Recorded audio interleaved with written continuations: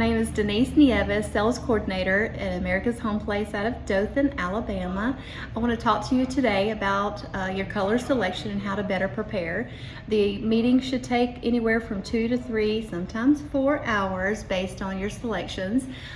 Do start considering your roof color, shingle colors, if you want them light or dark, or an actual color.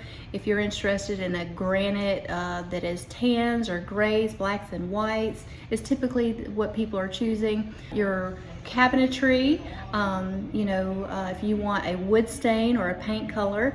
Also consider your window grids if you want, lines in them or if you want them blank. Please consider if you want carpet in the bedrooms or not at all. A lot of people are finding themselves happy with a luxury vinyl tile throughout the home or just in the living areas. Paint colors.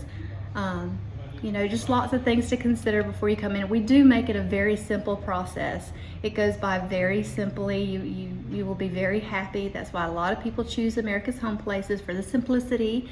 It also keeps you in budget. Doing a color selection in the office,